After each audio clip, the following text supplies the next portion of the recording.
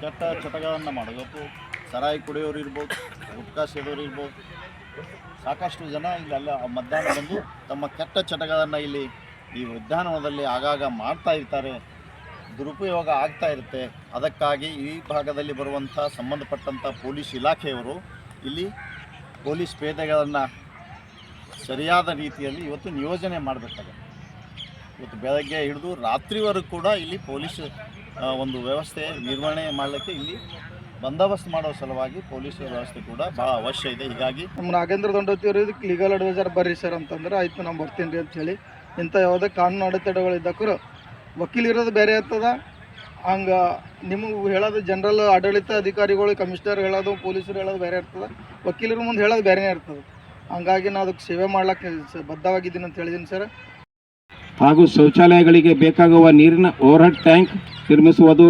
ಎರಡನೇದು, ಶೌಚಾಲಯಗಳು 12 Indian, 12 western, 24x7 ನೀರು ಉಚಿತವಾಗಿರಬೇಕು. ಮೂರನೇದು, RO ವಾಟರ್ ಪ್ಲ್ಯಾಂಟ್ ಪೂರ್ವಕ್ಕೆ 1, ಪಶ್ಚಿಮಕ್ಕೆ 1 ನಿರ್ಮಿಸಿ ಈ ನೀರು ಸಾರ್ವಜನಿಕರಿಗೆ ಉಚಿತವಾಗಿ ಪೂರೈಸಬೇಕು.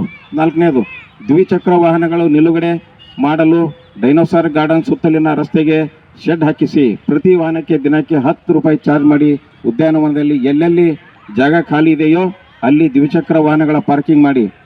ಐದನೇದು, 100 CC ಕ್ಯಾಮ್ರಾಗಳು ಅಳವಡಿಸಿ ಬ್ರಹ್ಮಪುರ ಪೊಲೀಸ್ ಸ್ಟೇಷನ್ಗೆ ಹಾಗೂ ಮಹಾನಗರ ಪಾಲಿಕೆಯ ಕಮಿಷನರ್ ಕಚೇರಿಯಲ್ಲಿ ಫೋಟೇಜ್ ಲಭ್ಯವಾಗುವಂತೆ ಮಾಡುವುದು.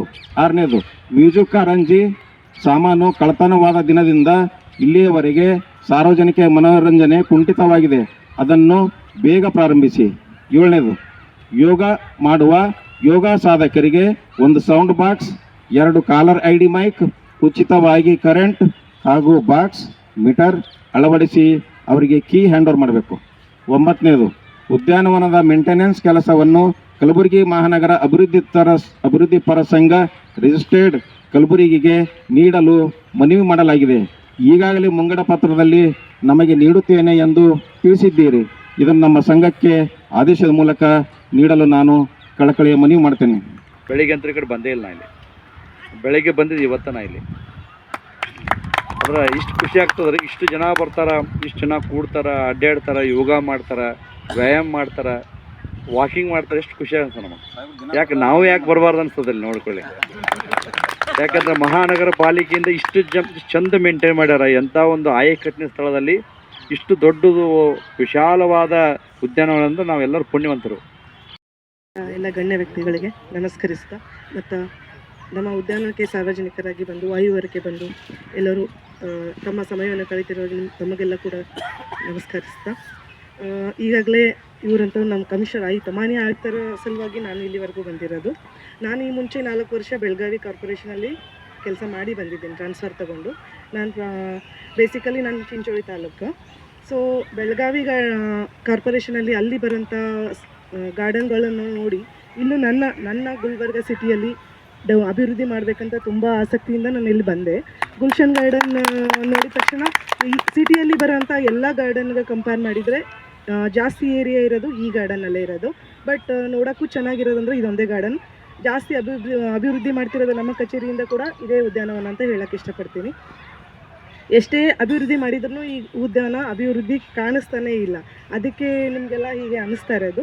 ಬಟ್ ಮೇನ್ ಈಗ ಸರ್ ಹೇಳಿದಂಥ ಕಂಪ್ಲೇಂಟ್ಗಳಾದರೆ ಈ ಶೌಚಾಲಯದ ಬಗ್ಗೆ ಹೇಳಬೇಕಂತಂದರೆ ರಾತ್ರಿ ಹೊತ್ತು ಸೆಕ್ಯೂರಿಟಿಗಳು 1-2 ಇದ್ದಾರೆ.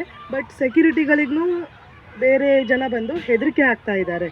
ಸೊ ಅದಕ್ಕೆ ನಮ್ಮ ಸರ್ ಕಡೆಯಿಂದ ಕೂಡ ನೈಟ್ ಯಾರಿಗಾದರೂ ಇಲ್ಲಿ 1-2-3 ಜನಕ್ಕೆ ಬಿಟ್ಟರೆ ನಮ್ಮ ಸೆಕ್ಯೂರಿಟಿ ಗಾಡಿಗಳಿಗೂ ಒಂದು ಸ್ಟ್ರೆಂತ್ ಸಿಕ್ದಂಗೆ ಆಗುತ್ತೆ ಅಂತ ಹೇಳೋಕ್ಕೆ ಇಷ್ಟಪಡ್ತೀನಿ. ಟಾಯ್ಲೆಟ್ಗಳೆಲ್ಲ ಮೊದಲು ಚೆನ್ನಾಗಿತ್ತು ನಾನು ಇನ್ಚಾರ್ಜ್ ತೊಗೊಂಡಾಗ. ನೈಟ್ ಇದೇ ಥರ ಯಾರೋ ಬಂದು ಅದನ್ನು ಒಡೆದು ಹಾಕಿದ್ದಾರೆ ಅಂತ ನಾವು ಒಂದು FIR ಕೂಡ ಮಾಡಿದ್ವಿ ನಾವು ಇಲ್ಲಿ ಚೌಕ್ ಪೊಲೀಸ್ ಸ್ಟೇಷನ್ನಲ್ಲಿ. ಅದಾದಮೇಲೆ ಹೋದ್ಮೇಲೆ ಮತ್ತು ನೀರಿನ 24x7 ನೀರು ಬಗ್ಗೆನೂ ಹೇಳಿದ್ರಿ ಸರ್. 2 ಪಾಯಿಂಟ್ ಇದೆ ಇಲ್ಲಿ ಮತ್ತು ಆಚೆಡೆ ಗಾರ್ಡನ್ಗೆ. ಅದನ್ನು ಟ್ಯಾಪ್ನ ನಾವು ಹಾಕಿಸ್ತಾ ಇದ್ದೀವಿ.